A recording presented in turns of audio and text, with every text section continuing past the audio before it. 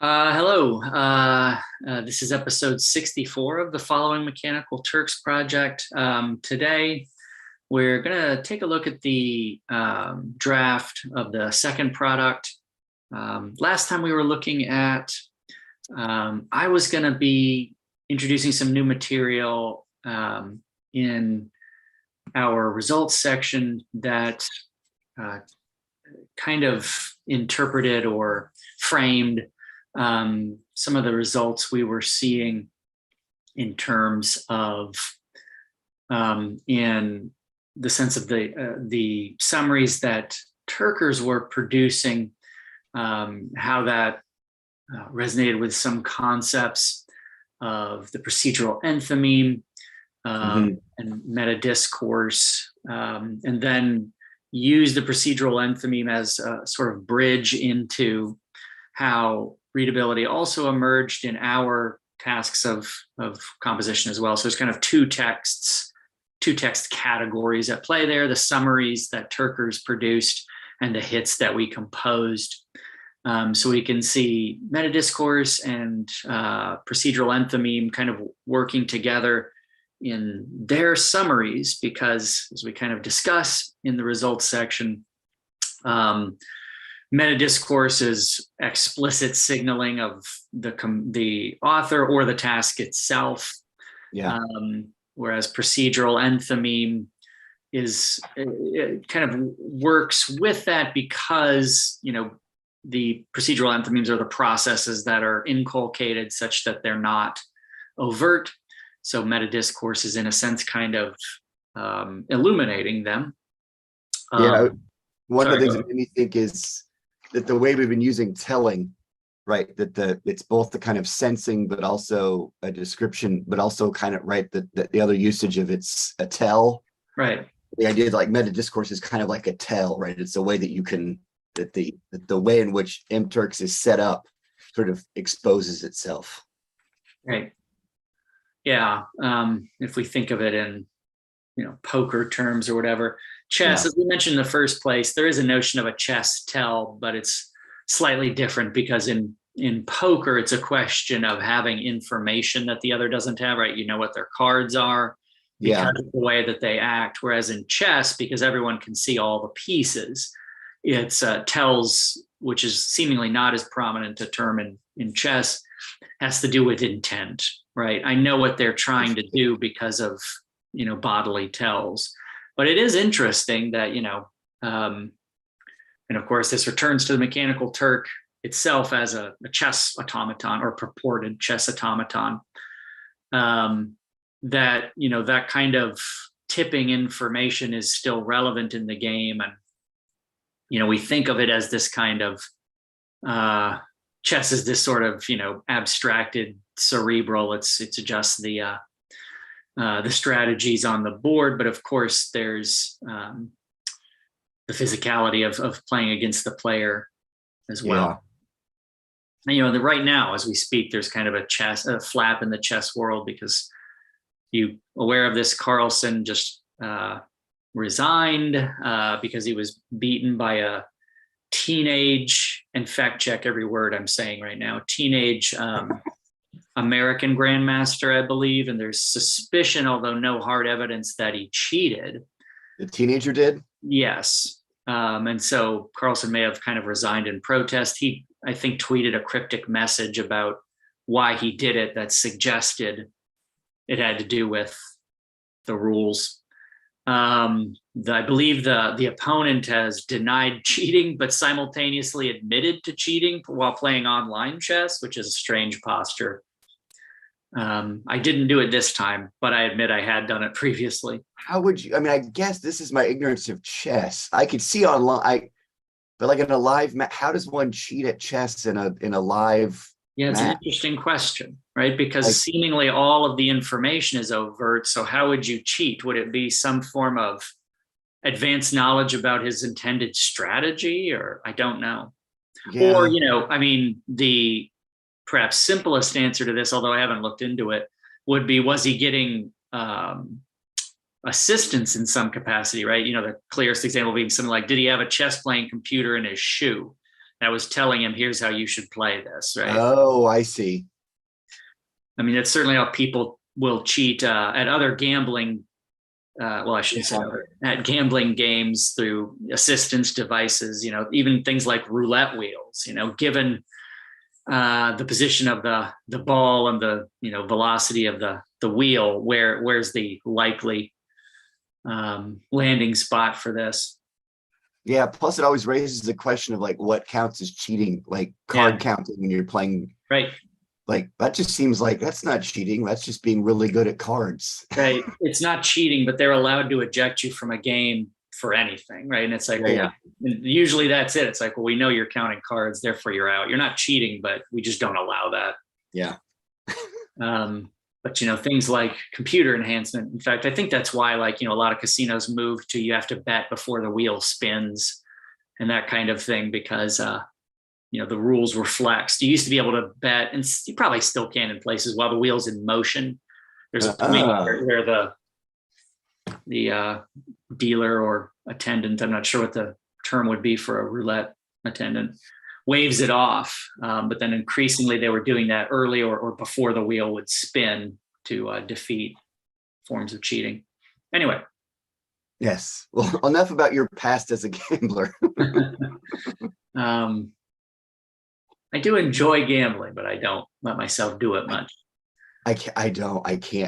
I find it's so painful. You have to frame it as paying for entertainment. I've tried. I've even done it where my mother-in-law likes to go to the boat and she wants people to come with her. So she gives us money that we can bet. And even when it's not my own money, I still feel like I've been, It's an interesting experience. And, in a lot of ways, like a lot of these scenarios, what you're often most afraid of is not knowing what you're doing and looking foolish. Like, I don't want an attendant to be like, you can't do that, sir. Oh, yeah, no. Adult to scold me. There is an aspect of being yelled at by somebody who's dressed nicer than me. Yeah. Well, and people who, take what they're doing seriously will get angry. Oh, no, I also don't want to cross an addict who's like 8 hours in and has got a pretty mean buzz going. Like, that's just not trouble I want to start. If you take their card, if you hit when you're not supposed to hit, even though it's completely in your purview, they will. So at the risk of extending this tangent even more, I used to do bingo with my grandmother-in-law, and they do a thing where they do one round where it's cover all, where you have to cover your whole board. Sure. And if you forget that it's cover all and yell bingo before it's soon, you will get a room full of old people going, that's cover all. Like, they just get real mad at you.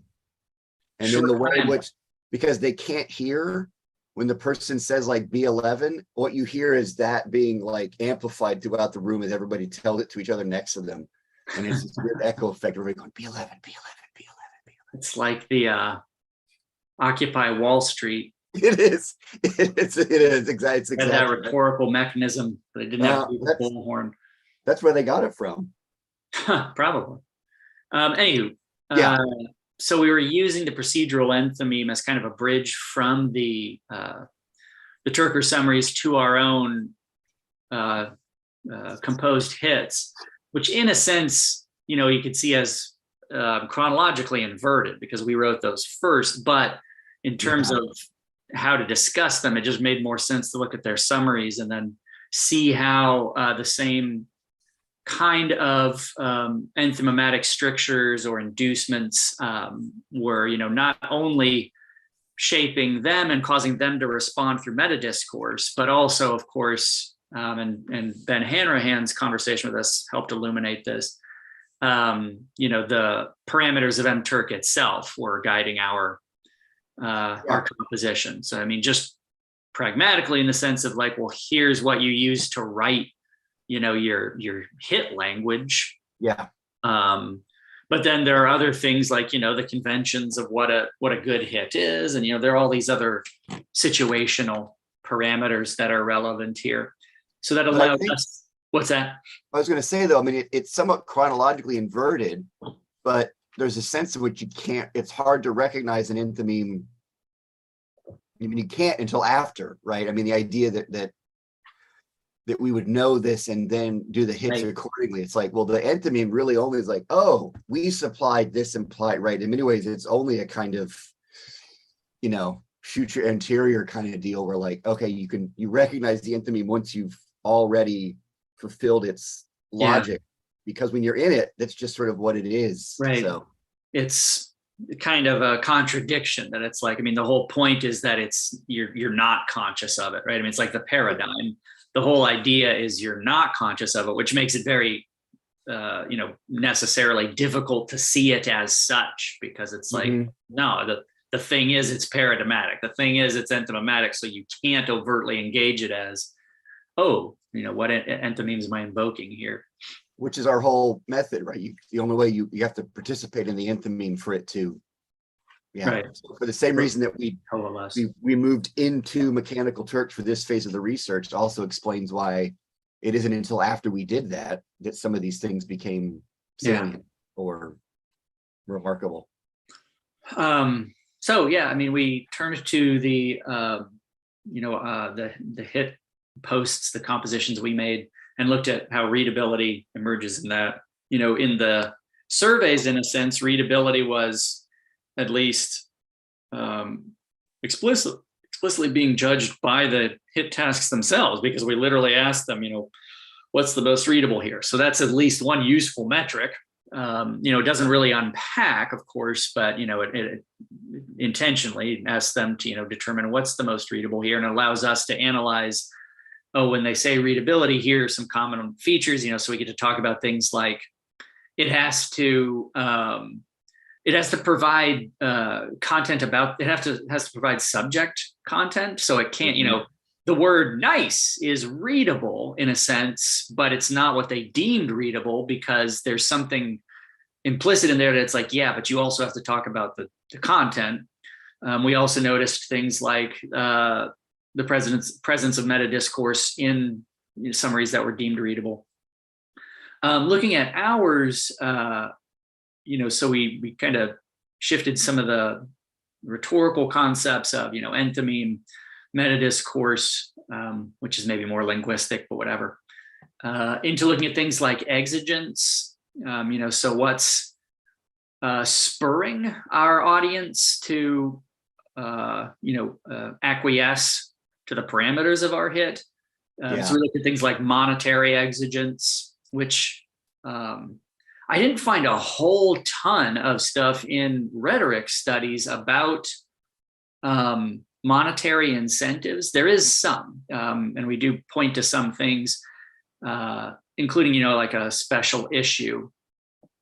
So it does exist, but it's not like pervasive, that there's a lot of material about,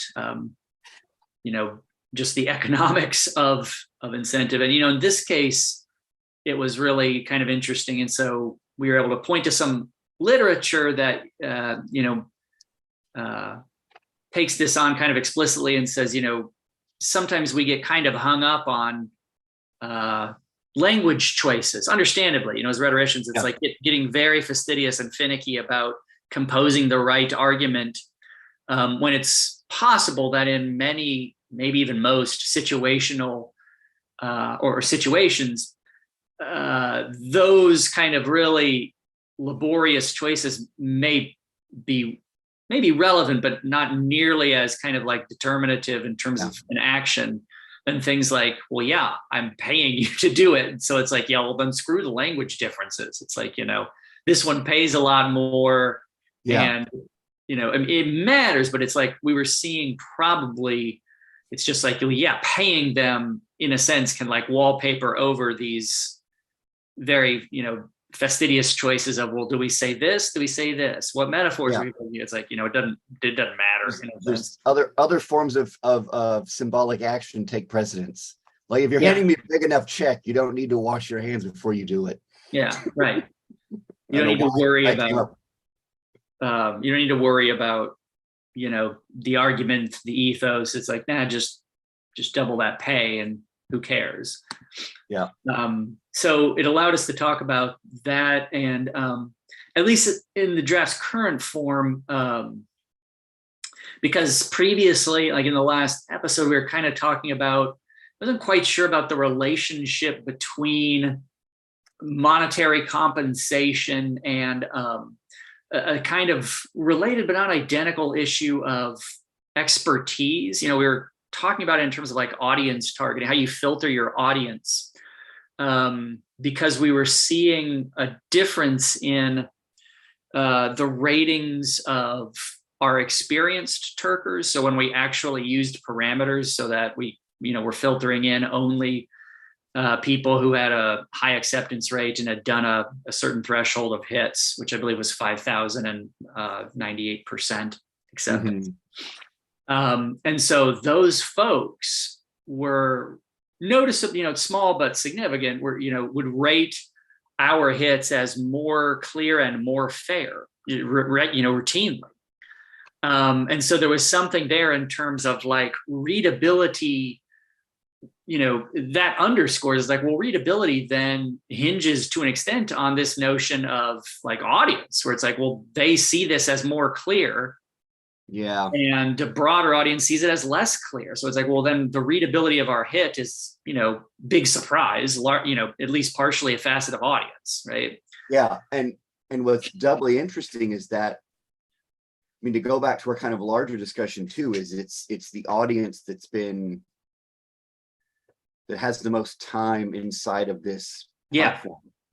So in that sense too, right, what's interesting about it is it isn't just audience, right? Because at that point, audience becomes like, at that rate, as we've kind of talked about before, right, that with something like Mechanical Turk, right, the distinction between like platform and audience is really fuzzy, because it's right that the platform is the Turkers are in sense the workers in the factory, right? But they also are the location itself. Particularly, start thinking about, right, the idea that they're supposed to be performing like algorithms, right, or bots. And so, right, when you would normally think of a bot as a component in a system or a platform. So anyway, just when you mentioned audience, I was sort of like, they're the audience, but they're also like, I lost the thought there, but right, that the idea of being hard to sort of disentangle an experienced Turker is both the audience but also the system itself. And so the idea that we are making ourselves legible within Mechanical Turks in ways that more experienced Turkers will recognize. Yeah.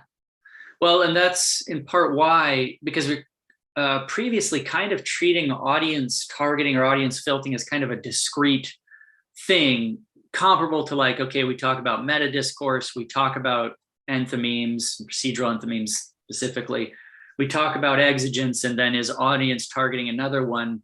We're kind of on the fence about that, because it was never really clear as the draft was developing whether that was like a discrete thing or whether it was a component of exigence. And then increasingly, in doing this, it's now, and I think probably more appropriately framed as a piece of exigence rather than a kind of discrete concept to discuss.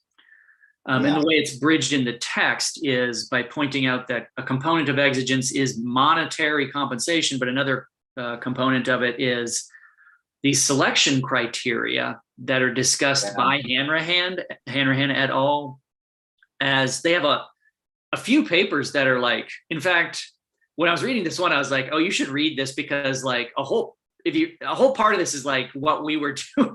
It's like, oh, okay. They were doing a whole piece of what we were doing, because it's like explicitly about how do they choose what hits to select.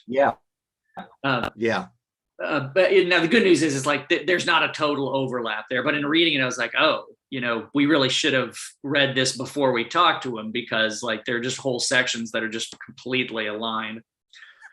And so, luckily we came across them now, because I did read others. I mean, they just have the Hanrahan and other co-authors just have several papers that are relevant to this. It's like, no. And what's interesting about that too is that the audience is part of, or I mean, normally I guess when people in rhetoric think of audience, they think of something that's, right, even complex versions of it, right, that an audience is constituted by the discourse, right, that the audience isn't sort of, right, I'm teaching a public rhetoric class right now, right, and the thing we're getting my students to think about is that this audience isn't this already discrete entity that you then deliver your discourse to, right, that they're not this receptacle waiting for your, and so sometimes, right, the idea of audience as being a kind of prior existing thing to which you then shape your discourse, right, there's usefulness to that pragmatically, but there's also just conceptually, like, no, the discourse is also prior to the audience, right? The audience is created by the address. Yeah. Right. And the ringing telephone turns you into a audience, but you weren't right. one. But what's interesting about Mechanical Turks is that the Turkers are, the audience for us is the Turkers, but because of those selection criteria that Amazon creates, what they do is they package an audience for requesters. Right, so there's a sense in which they're not an audience in the typical sense, because they are the service being provided. They are audiences for the hits, but they're an audience that's been aggregated and arranged in really particular ways, right? So that if you want to, right, Amazon says, well, we have all these Turkers, but if you want the really good ones that we have selected, the Turkers, as we've discussed, may not be aware of how they get this right. golden ticket, right? But that audience is sort of pre-packaged as a particular tier of service. And so that it's really interesting, right? The idea that in part what you're incentivizing the audience with your hits, but you're also buying the audience or renting the audience from Amazon. Yeah. Because basically Amazon is like, we have this audience for you, right, for your various hits, right, whether it's a survey that you want people to conduct or images you want people to look at, right, that essentially if right, we really follow the kind of rhetorical language is what is Mechanical Turks offering? It's basically offering an audience, right, and an audience that you can sort of select some of its features from a menu, right, like, so imagine, right, I'm giving a speech and like, well, I really don't want to have to explain this term. Right. Okay, well, I want to request from Amazon an audience that has a reading level at this so that I don't have to unpack, right? Yeah, I mean, in fact, other qualifications, I don't remember if we touched upon this in the first, I don't know if we ever explicitly in any of the products touched upon this, but the qualifications that MTurk offers are interesting because, there'll be things like, owns a car or is a smoker, it's like you can kind of pick these traits. It's not purely the kind of mechanistic things we would think of as like, speaks English or, Right. Knows this kind of fact pool. Some of them are just like demographic categories. Yeah. Well, anywho. Yeah, it may not be, but it's something to pin potentially for the third piece is to kind of write the cultural technique of, anyway. Yeah. But so in addition to that kind of the monetary incentive, kind of the connection there is Turker's selection strategies. And that's something Hanrahan et al. Talk about in this paper that is explicitly about like how do Turkers choose jobs. And talks about, I mean, that was kind of the interesting thing is like they did a different tactic, but they were doing like surveys about clarity and these kinds of things. And what's kind of interesting and in a way helps us use that rather than just kind of be ignorant of it is they find a pretty clear pattern, which is that less experienced Turkers generally rate tasks as more fair than do experienced Turkers. And they talk about this, and it's kind of interesting, like their what they suggest as causal there, because they pull snippets of what these different groups say, and less experienced Turkers, because they have less experience, are in a sense a lot more sort of accommodating of hits that are not fair. And they talk about fairness in Henry Hand et al. And they're kind of, they intentionally also don't define what fairness would mean to the Turkers. They just ask them, how fair is this? But that tends to be from their work. It tends to be this kind of relationship between compensation and what the thing is asking you to do. Is very much like for us, it's this kind of trade-off where it's how much are they offering, but then also it's like, what's the type of labor that's being asked for here? And part of that is, it's like, can I make sense of what this is asking? Because if it's like, if this is not a well-written, I don't know what it's at. If there's any ambiguity about expectations, there's a realistic, it's like, I'm not going to bother trying to suss this out, in part because there's risk involved in giving them what they didn't want, Yeah. Because that lowers your, right. I mean, what, as you mentioned, like 98% is the rate for this top tier, right? Like if I'm not absolutely positive I can give you what you asked for, right? It's not worth my time, because these are, right. The idea, if I spend 5 minutes doing this and I don't get it, that actually. Yeah. I mean, you don't get paid, Yeah. But it also lowers your. Yeah. Your acceptance rate. Yeah. Which is something to protect. And, as again, Hanrahan et al. Talk about, not in this paper quite as much, but in other papers, the balance of power there is tilted such that requesters can basically deny compensation for any reason. Yeah. It's interesting. It's like, you could get all this labor and then just say, nah, I'm not going to pay anybody. You can do that. And there aren't really strong protections about like, well, what can Turkers do to get relief? Like, can they complain to Amazon Turk and say, hey, I need you to look at this because I did what I think they were asking me to do and I didn't get paid and I need you to intercede? And the answer is not really. Yeah. There's no labor protections here. No. And what's interesting is, right, the Turkers on the flip side seem uninterested in doing anything that would generate a system, a mechanism whereby you could hold responders accountable, because they're worried that trying to hold the responders accountable will just mean the destroy the requesters just get up and leave. Yeah. It's interesting. I mean, as a group, they seem antithetical to the kind of labor protections we would expect, like, unionizing. They seem antithetical to. We don't want to form a union because then requesters will just go away and it'll go away. It's interesting. And, there is interesting work about this as a labor market, including by Hanrahan. But yeah, so anyway, their finding was pretty clear about, like, if you're a new Turker, and it makes common sense, right? Where it's like, if you don't know what a good and a bad hit are yet because you're new, you're just going to say, oh, I guess this is how it's done. So this hit is real crappy. It's written poorly and they're asking you for really intense labor and they're not paying you anything. You'll be like, well, this is my second hit. So I don't know. I guess this is what they look like, I guess, I'm generally. So they rate them more fair. Yeah, so they rate them more fair. Experienced people have a much more sophisticated notion of, no, this is a garbage hit. They're paying nothing. Right. And either I know precisely what kind of labor they're asking for because I've seen it a million times, or I have no idea what they're calling for here. Either way, it's bad. It's like, if I know it's labor that's not being compensated well, then I know it's bad. If I don't know what they're asking for, it's bad because I don't know what they're asking for, Yeah. It's like that, again, line from Casino by Robert De Niro. Either he's incompetent or he was in on it. Either way, he's out, right? Yeah. Yeah. One of my favorites. As my dad would often remark, it was an accident. Well, yeah, it'd be worse if you did it on purpose, but it's still bad. Yeah.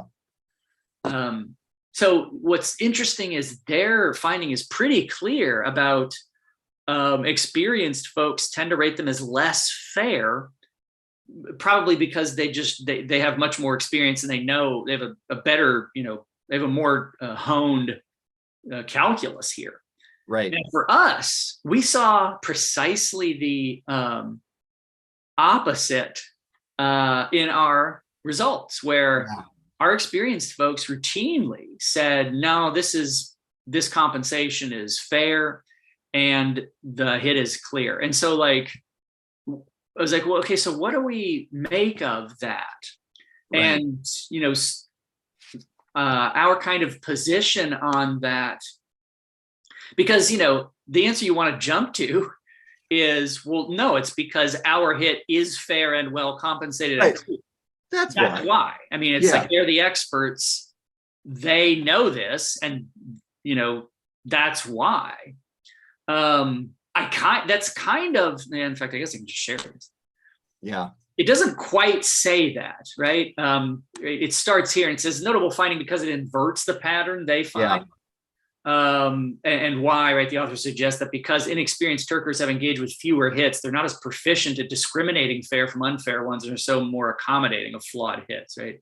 So what we say, we suspect that in this study, the effect observed in Hanrahan et al. Was inverted because respondents were only addressing the comparatively few hits we composed rather than the many different hits available through Turks. So in their study, what they did is they excerpted just like a big range of sample hits. Yeah. And they asked Turkers, how fair is this one? How fair is this one? How fair is this one? For us, why I think we saw this inverted effect is because like we didn't have a big range of some really good, some really crappy, and then in between. It was just this narrow band of, right. Yeah. there were really just kind of two main patterns. And even those are pretty close, which was focus on task or focus on time. Yeah. And so it's like, it wasn't a broad sampling of hits. It was a very narrow band of like really these two primary templates. Yeah. And so my suspicion is, that's why, right? It's a narrow band of hits that were, as reflected in Turker's ratings, clear, familiar, and well compensated. Yeah. So here, seasoned Turkers' greater experience with a range of hits of varying quality may have induced them to view these as better solicitations than might novice Turkers. So it's a way of saying it's like, it's not exactly that our hits were good, although they probably were. It's that it's such a narrow band that they're also being asked to assess them in a sort of a vacuum. Not a vacuum, not really that, but right. But like you said, not like it's not the task we gave them was different, which is we just want to hear your thoughts on this, as opposed to amongst all these hits, let us know which ones you like the most. Yeah. And probably also in the Hanrahan et al. Were these Turkers who had done the hits and were being asked to reflect back on its fairness. Yeah. Right. I mean, these were largely rate this description, right? Yeah. So they had already, so in other words, right, at least in terms of like cognitive dissonance, well, I agreed to do this. But it sucked. But right. So what they're probably going to say is I agreed to do this. So it must be a good one. Right. That's an interesting point. Yeah. And that might be their, I don't know. Maybe we can add some language about that, but you're right. I mean, it's like, if you did it, then it would be strange to at the end say, this wasn't fair because you agreed with it enough to take it, Yeah. So in that sense, right, that kind of, the easiest, I forget, one of those like how to win friends and influence people, right? The best way to get someone to do something for you is to get them to done something for you. Well, I gave them a small thing. Well, now they ask for a big thing. Well, if I don't give them the big thing, am I now I'm now right, to go back to the gambling. I'm pot committed now, right? I know this is a shitty hand, but I can't say it's a shitty hand now. Well, and there's something in that potentially about like ethos, where it's like, if I did this and then said it's bad, what does that say about me? It says I'm dumb, Yeah. It's in the same kind of way. It's beyond the scope of this paper, but it's like, how people, and this is a well-established effect, that like it's very hard to go back on choices you've made. And this often comes up in politics, right? Where it's like, right, why can't we just get people to admit that Trump is doing criminal things? It's like, because you already said I'm on board with him and there's just no way back. The ships are burned immediately, right? Cortez burns the ships immediately. So you can't say this is bad at any juncture because you're just already on board. If you've Yeah. already accepted this hit, you can't say this is bad, because then you're a dum-dum. I mean, you can't Yeah. go back on this. Yeah. It might be worth suggesting that in this section, that it's like, once they've committed to it, to doing the hit, there is a built-in acceptance of its fairness, you know. And that, again, in addition to, I think, it being a way to sort of that, right, it's inverted, but that doesn't necessarily mean it's a contradiction, right? I mean, I like the notion of, but it's also, I think it's also an explanation that at least resonates conceptually with the whole notion of the Taskscape. That the idea is that then fairness itself can't be determined wholly outside of the Taskscape. So the idea is, what's fair? Like, well, this is why Hanrahan and all, like, you know, I cleverly don't define what fairness is, because fairness is not a sort of independent quality that exists prior to and independent of the Taskscape itself. So was this fair? Well, they're now determining fairness from within the hit as it's been defined. So in that sense, it's whether it's surprising or not isn't the issue. It's the idea that even the experience of fairness is being shaped anthematically by the Taskscape. Yeah. Like, fairness isn't like a kind of outside moderator of what's happening.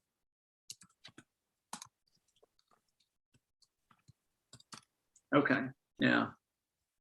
So that's kind of the gist of that. And then you were looking at, after this, and I did some work in the contextualization section there, and then there's a point, I think, in that section, where it still was turning to putting this in the context of conversations about literacy. But, you know, since our earlier piece had shifted frameworks from that to a frame of the rhetorical situation, that work no longer really was super relevant. Yeah. So it looked like you had kind of shifted stuff in that section. Yeah, so just a little bit, because I had added, so what I did at first is I went in and added the kind of return on the promise of talking about the rhetorical situation. And so it flowed well from the part where we were talking a little bit about Andy Clark and Kevin Kelly, you know, sort of dealing with the question of how determinative is this, and sort of thinking through that question, and then tried to go back where some of the literacy stuff had showed up and excising some of that. And then and then thinking about how to either not salvage but save some of it, because some of it does still get right. If we just switch from the notion of literacy to just essentially what I kind of did is, can we use some of the material that we were using to think about literacy was actually still a way to talk about readability. Right. And so I made some of those tweaks, and so managed to keep a couple of the paragraphs, in particular the Way and Boyle and the James Scott stuff. I thought still really works well with that. So ended up just cutting about a paragraph and a half. Yeah. And then getting into the rhetorical situation on the heels of that discussion, which flowed really well from the stuff that you had added prior to that. In part, I really like the addition of the term readabilities. Yeah. Which I really, really dig. In fact, I think my margin comment that was like, I think I put something like hot damn. Because that was where it just like clicked, like, okay, right, readabilities. And then with that revised stuff, then allowed me to transition into the conclusion of that discussion section in the rhetorical situation stuff. So linking up the Taskscape to the rhetorical situation. And then what I did here, and then I also did, I think earlier, is making the move beyond, which is something that I was doing in light of some of the feedback we got on the first piece, which is it's not just that the Taskscape resonates with the rhetorical situation, but that the rhetorical situation adds something to the Taskscape, which is that when Ingold's talking about the Taskscape, right, it's just talking about how all these various elements, right, shape what's ever happening. But what the rhetorical situation adds is, right, so, Ingold will talk about how the Taskscape is particular rhythms or particular movements.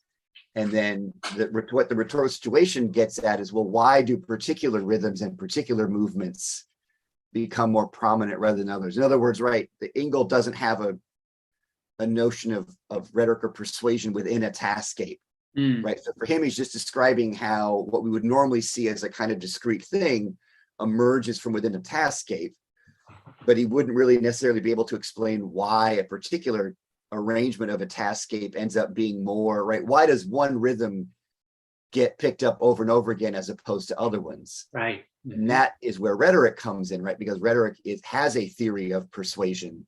Right. So once you start thinking about a Taskscape as a rhetorical situation, that allows us to pick up, well, now why does this kind of Turker pick up this kind of Taskscape? Yeah. Which is also how you get out of the trap of it's simply deterministic, right? Well, not all Taskscapes are equal. And what makes one Taskscape different than another one is its rhetorical component, right? So the rhetorical situation essentially gives us purchase on the hit as a Taskscape in ways that Ingold, who's an anthropologist, doesn't, because right. he's not trying to figure out in a moment why one Taskscape becomes more prominent than another. Yeah. I like that because, as you said, then it's not just, oh, look, these things are similar, which oftentimes word can be. It's like, oh, look, there's overlap between what they're saying. Yeah. What's allowed here is we're supplementing Ingold's thing with knowledge from rhetoric, right? It's like rhetorical situation helps us augment his model by providing some kind of theory of like causality or where those patterns, where or why those patterns emerge. Yeah. And then that notion of causality then is, and what I like about the persuasion is does sort of two things, which is it both sort of intensifies the Taskscape as a conceptual method, but it also gets us out of the trap of the kind of subject object split. Right. So that, and that's hence why like Bitzer and Vats are really helpful in terms of thinking about the rhetorical situation itself, right, which has kind of Taskscapes. But then you start getting into Rickert and the idea of participation. Right. Then so I used Ed Bauer to come back to the notion of the way that the number 18 was working. Right. That why does 18 suggest cigarettes to somebody? Right. Because Ed Bauer's point, well, that's one Taskscape bleeding into another, right? That these Taskscapes aren't discrete entities, right? That the element, as Ed Bauer writes, the elements of the rhetorical situation necessarily bleed. So the idea that why does 18 suggest, because in a lot of other Taskscapes or rhetorical situations, 18 is illegally, it's a meaningful extent, right? And that bleeds into these, which is again something that Ingold is not doing, right? It's not even a critique. It's just he's looking at particular Taskscapes as the way to explain, skilled human action that's entangled with non-humans. Right? But Taskscapes are messy in a way that the rhetorical situation allows us to make them messier, while also seemingly increasing its explanatory power. So I think the move is like, no, we can actually get more out of the Taskscape while also simultaneously making it more porous, right? Taskscapes are actually vulnerable, but so we can point out the vulnerability of a Taskscape while also conceptually making the concept of a Taskscape more powerful in terms of its explanatory or descriptive power. Yeah, I like that. And I forgot to point out the one thing about exigence also is it allows a brief connection with Bitzer, because in the rhetorical situation, exigence is a big component of that. Yeah. So it allows us to not have those things just come at the front and the end, Yeah. No, and I like that, and I'm even wondering too if I even have a note if there's a way just to that nod to, is just thinking about, right, in another revision, just calling our shot even a little bit more. But I added some more rhetorical stuff in the introduction, but I like that move. And I think I added another bit, a little bit around when you were doing the Brock and Shepherd. And then I do it a little bit. I added a little sentence before. Yeah, it was right after the first citation of Bitzer, is pointing out that in the next section we discuss the exigencies of rhetorical situation are necessarily complex and non-determinative, which is also kind of way and maybe some more of a transition there, but the nod to Bitzer, but then sort of suggesting, but Bitzer's notion of exigence in a rhetorical situation needs some complicating. But I think, right, just the idea that it's, I mean, it's from the late 60s, so no surprise that there's been some stuff thinking. Yeah, no, and it just so happens that next week in my teaching writing course, next week is the rhetorical situation, where we basically do the Bitzer, Vatz, Consigny, Booth, Biesecker, Ed Bauer, Rickert, and then I just keep adding. So now there's a piece by Nate Stormer called Rhetoric by Accident that I've added on top of that, which is a fantastic essay. But yeah, that's good. And it also, because that was something our previous frameworks of literacy suffered from, was it's like, here's a conversation from the 70s and now here's now, and there wasn't a lot of connection. Yeah, no, that's why I like going to the rhetorical situation, because it's sitting right. It's you get all the decades, right? It's the best from the 60s, the 70s, the 80s, and 90s and today. All in one cassette. Oh, yeah. Yes, and of course it's a cassette. It reminds me of in that first piece where it was the same kind of thing, where it's like, and a few folks kind of pointed it out, where it's like, well, this is, it's kind of older and not connected. And the way we intended to fix it was a parenthetical that said, fix this. And like, we never did. Yeah, that fix it parenthetical last. We fixed it by deleting the parenthetical, I think. It's like, back when I was doing the Linux admin at Purdue, I was getting inundated by all these error messages because it was like running out of memory and other resources. And my fix was just to divert those error messages into the trash. Yeah, problem solved. Yeah. No, and then I don't know whether this stays. It's one of these rants that I've always had in my head for years, and this became an opportunity to use it, which is you're talking about the fluent parrot. Yeah. And I've always had a bee in my bonnet about Alex the parrot, which is that like famous parrot that like parrot speaks, and almost every discussion of it ignores the fact that it was taught to speak over 30 years by an animal behaviorist. And so the kind of the point I made, so that we so I was getting at, this is to say that human beings are also parrots fluent in bullshit, which is a fantastic sentence, by the way, Jeremy. And particularly when it's alluding to the fact that it's maybe talking about students, because earlier it does that, they're judging the essays. Yeah.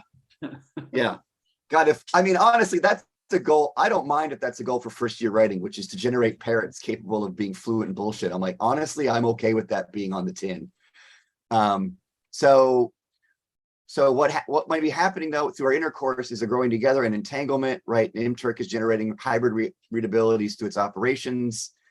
And then we have all, perhaps after telling a story or reciting some information, say, I hope this makes sense to you. In those moments, only the reader can tell, and whatever sense is made within the Taskscape of listening.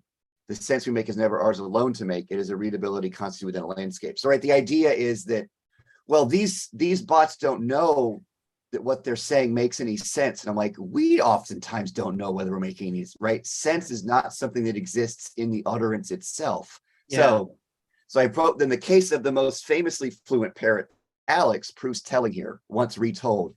Frequently celebrated as the world's smartest parrot, Alex is touted as evidence that animals other than humans can talk, with the addendum, because they can talk like humans, right? Oh, Just as frequently, it goes unremarked that the talking parrot's ability to bullshit fluently developed as a result of a roughly 30-year pedagogical relationship with a human. The animal psychologist Irene Pepperberg, which is a fantastic name. Yeah. In other words, the story is often told as the activation of an inherent, if latent, capacity of the parrot. And I'm still thinking through the language of that. Yeah. The parrot could somehow always talk. What's lost in this telling is that the verbalizing, the readability of the sense-making parrot was cultivated within a Taskscape populated by humans and non-humans. It is within or as this Taskscape that the readability of the parrot exists, neither prior to nor independent of it. Yeah. So that this notion of like, you know, be really careful saying that they're just fluent in bullshit, or that human, right, is that's the idea of readability, of sense, of what constitutes something as bullshit is not an inherent feature of that element. Yeah. So the idea of that I intend to make sense, or am I making sense, that right, only the Taskscape will tell, right? That's that even something like intent emerges within a Taskscape, right? I mean, this is Kevin Kelly's point, right? It's not as if the car all of a sudden made the already present desire to travel across the country with the windows down and the music playing now possible, right? There's a very real sense in which the intent to road trip is not in the driver, but in the car. But as we would discover, right, as Latour would point out, well, it's actually the driver car. Right. It's the driven car that intends to go on a road trip. Yeah. Latour's, the knife wants stabbing.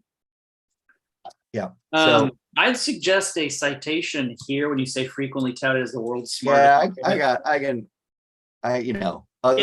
it's in the, and I bring this up because I didn't know who Alex was. That is surprising to me. I figured you would not only know who Alex is, but would actually have cogent thoughts. Yeah, no, there is. You Google world's smartest parrot, Alex will pop up. I think there was a 99% Visible that maybe talks about Alex. It's interesting, because my wife got really interested in, are you familiar with the dog and now dogs that can use these electronic buttons that have recorded audio of things like food and... Ooh, no. This is another thing. This is my Alex. It's Bunny is the most famous one. And it's a series of these videos where it's sort of increasingly, so literally when the dog presses on this button, it announces in a robotic voice, but, a soft robotic voice, like, food, walk, daddy. And so this woman is teaching this dog to talk, and in a way that strings together concepts. So, like, where daddy want food, but what's obviously, although we choose not to always consciously acknowledge, is like, but what that conceals is a range of things from, the clever Hans type taking unintentional cues from the owner to simple things like, yes, but you're also watching an edited video, Right.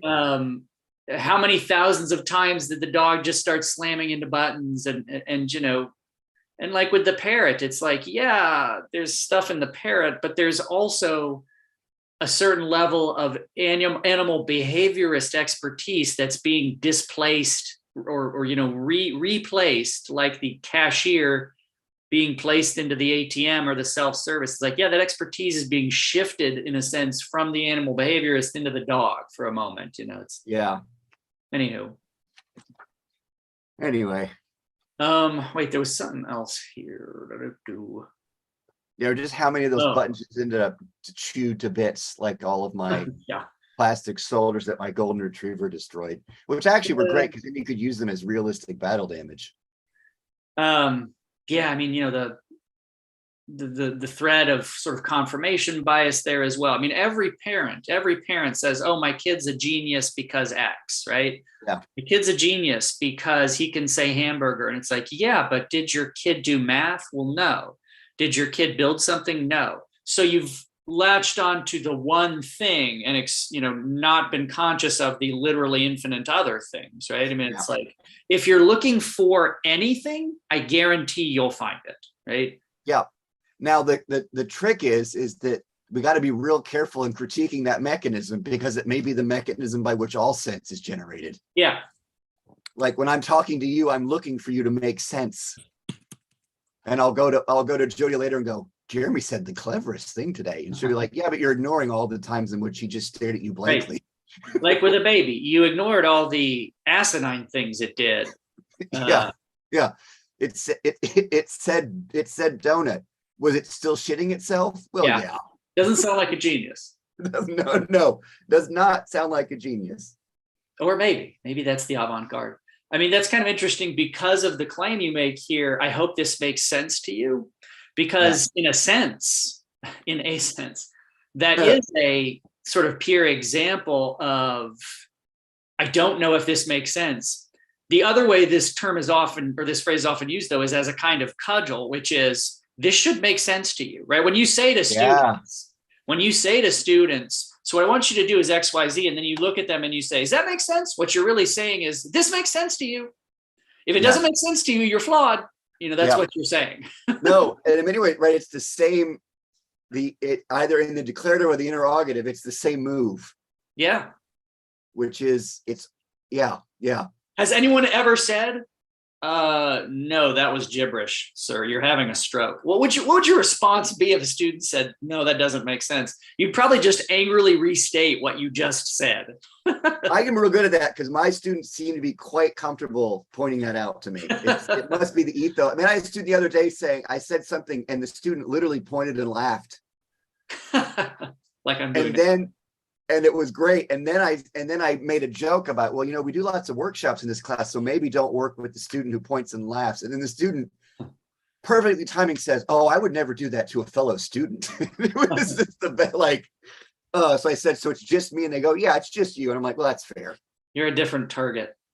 Oh yeah. No, that's my, that's my ethos pedagogically, even more so with graduate students. Apparently my whole pedagogical vibe is just bully him, and that's how it works. Huh. It's just still middle school, Jeremy. Like, I just make fun of myself before anybody else can do it. Huh. I try and build a separation. Yeah, that you don't say. That's so in the context of teaching, that's an ethos you develop in the context of teaching. Yep. It works well in one place, it'll work well. He's doing it right now, folks.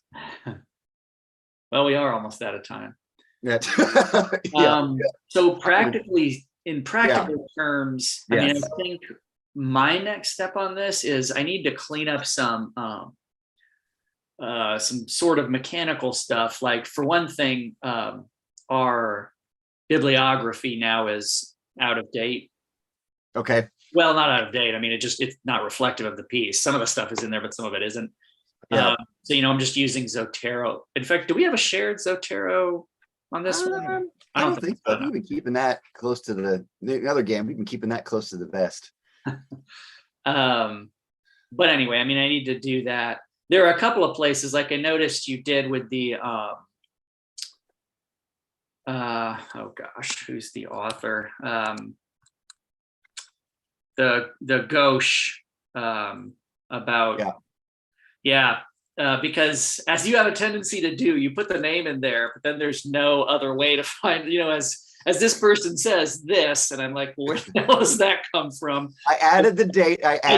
We were on it at the same time. As I ran that down, because I put, the things, and then my standard 4 capitalized X's so I can find it just with a search. Which I felt the judgment coming from that. Well, because I wasn't sure if it was that or because he has a book specifically about the uncanny, uncanny and unplanned events or whatever it is. And I was like, oh, well, it's probably that because it's the uncanny.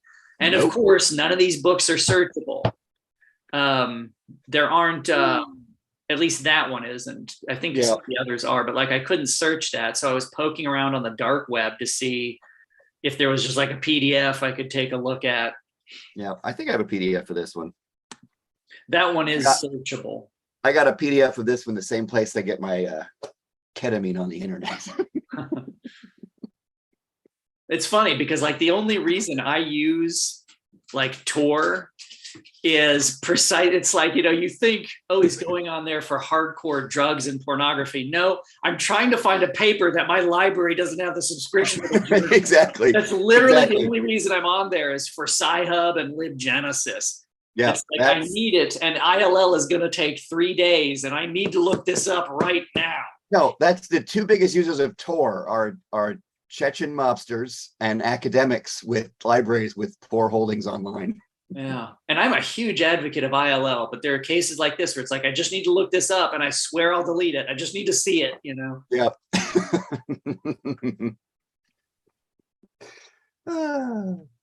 Yeah. So I need to do that, and then the other mechanical thing is there are comments right now about video clips, and like I know there's stuff in the Zdenek where he talks about this, but I'm gonna have to go through it to find it. There are one or two where I know precisely, like Hanrahan says it here because I already did it. I'll listen to I can do the Zdenek. Okay. I mean, and then I was gonna do the Kegel. I mean, I can do that as well because there's 2 places I think where we reference Kegel and it's separate. You know, one I think is about like fair compensation, and then the other one I think they're separate. But like one is where she's talking about like just pay them, right? Give everybody the full amount, I think is the gist of it. Yep. So anyway, there were a couple of those that need to be pulled out. So I guess the last remaining thing is what do we think about where the conclusion is at now? Yeah, I mean, that's so because those kind of just like wrote things with the bibliography and the video. The other thing was just we need to read through it and, you know, do any further revisions, you know. Yeah, I gave it a read yesterday all the way through and just did a couple of tweaks. And then I did some provisional work. I mean, I think given now what the new sort of contextualization section looks like, that I'm not sure we need all that meaty of a conclusion. Oh, okay, that was my question because it's like so I went in and took out the literacy stuff and added in the readabilities stuff. And so I'm not quite. Let me see. Like, I feel like the new contextualization section kind of says all we want to say about this. Okay. And it makes sense there rather than in the conclusion? I think so, because where I added the rhetorical situation stuff flows really nicely from the James Scott stuff and the Clark stuff. Yeah, okay. And so now what it feels like is that anything we added to the conclusion would be new stuff, and I don't think we should be adding new stuff in the conclusion. And I don't know how much we don't really need to do a whole lot of, again, because these are separate articles and not like chapter 2. Right. There's part of me was like, well, let's add in a bunch of stuff about what the next piece is going to do. But that's that kind of, again, right, we're struggling with the kind of form of this article that we're kind of, you know, we're writing 3 articles, but there's also a sense in which we're also approaching this as if it's a book project, right? That we're seeing these chapters flowing into each other, but we kind of want them to stand alone. So I kind of think this conclusion works as just the conclusion of a standalone article that's like, listen, you just recap, look forward. The money shot was ended in the last section. And so here's just what we came up with. Here's potentially what we think it points to. And that's it. I mean, also this thing is already over 10,000 words long. So. Which, although this is short compared to the last one was a whale. It was way too long. Yeah. So I mean, we can read through that, and I mean that's fine. I mean, there's nothing wrong with, as you say, with a conclusion that its primary goal is recap and gesture forward, right? This is what this piece shows. Therefore, here's the gap that the next piece can address, right? Here's what remains to do here, particularly if this kind of material is already being included in that contextualization. And I Yeah. did, you'll notice, reshape those just really, through renaming. Yeah. Oh no, I like the new names. I like the new title. It severs it from the baggage of IMRAD, because there was a little bit too much discussion bleeding into the results. That said, it wasn't too far from the Hanrahan et al. Piece where there were similar moments in the results where it's like, here's what this means. I mean, it just feels weird to have too hard of a partition where it's like, here's the results, and now let me talk about what those mean. They're just places where it's like, you need to gesture to something for these results to not just be a list of, data dump where it's like utterly isolated from anything. But Yeah. anyway, yeah, I mean, just some of these tweaks I think may sever it from that baggage, and we're still allowed to do a survey, an experiment. I think so. And I think the IMRAD was really, I think we were just bumping up against the limits of what we could do in that. I just think it doesn't, and we're not obligated. No. All right. So we'll do that. You can look through the Zdenek and I'll look through Kaggle. Okay.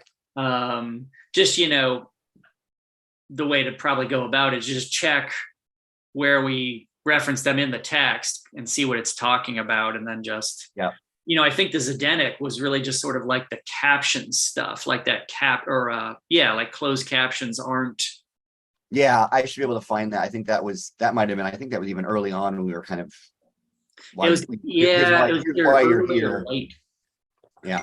Anyway. And there may be a way to, I can't remember, I might have to Google, because like if you can search a YouTube text transcript for, caption, there might be a super easy way to do this. Yeah. I'll just listen to the whole thing. I like these are good apps. A little trip down memory lane. Well, if you're going to do that, then you can maybe just make other notes. Yeah. And see if there are other places. What's that? I'll look for other spots because I like the way that those. I like what those clips add to the. Yeah. That was one of my, just formally one of the things I liked quite a bit about the first piece was the way that those video things. So that I can do the bib, and then we can just kind of read through the paper and see if it needs any massaging. Okay. Okay. Well. Later, skater. All right. I'll see you in a fortnight. Indeed.